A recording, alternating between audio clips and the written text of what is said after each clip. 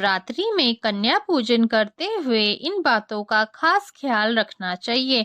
कन्याओं को जरा भी डांटे नहीं और पूरी श्रद्धा के साथ उनकी पूजा करें। दरअसल वह जिन्हें आप पूज रहे हैं साधारण कन्याएं नहीं हैं, बल्कि उन्हें देवी का रूप माना जाता है। कन्याओं को इस दिन भूलकर भी बासी भोजन नहीं करवाना चाहिए। कन्याओं के लिए जो भोजन बनाए उसमें भूलकर भी लहसुन प्याज का प्रयोग ना करें। कन्याओं को भोजन करवाने से पहले भोजन को जूठा ना करें।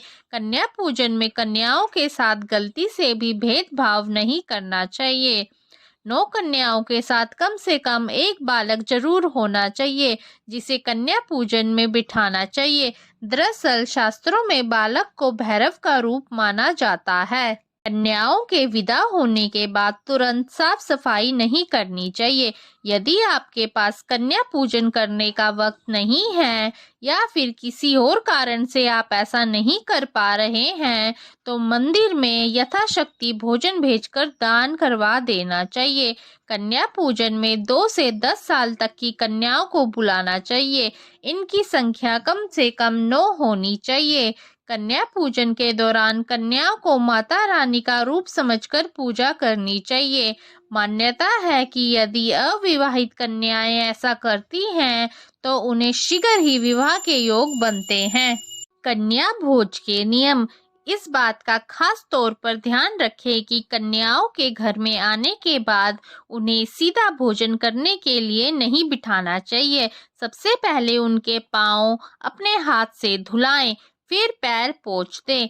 अब उन्हें कुमकुम और अक्षत से तिलक लगाएं। इसके बाद उन्हें भोजन कराने के लिए ऐसे बिठाएं कि उनका मुख पूर्व दिशा की ओर हो। यहाँ ध्यान रखें कि उनके बैठने का आसन साफ होना चाहिए। फिर कन्याओं को खीर, सब्जी, हलवा, पूड़ी, चना आदि पकवान परोसे। इस बात का भी खास ख्याल रखें कि कन्याओं को खाने के लिए जबरदस्ती नहीं करनी चाहिए। वह जितना खा पाए उन्हें उतना ही आदरपूर्वक खिलाना चाहिए।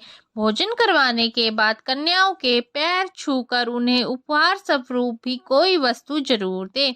उपहार में फल, सिक्के, लाल चुनरी, मिठाई, कोई भी एक बर्तन आप दे सकती हैं।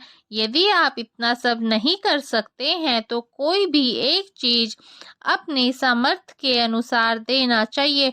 उपहार देने के बाद उनके पैर छुएं और उनसे आशीर्वाद लेकर उन्हें सम्मान पूर्वक विदा करें।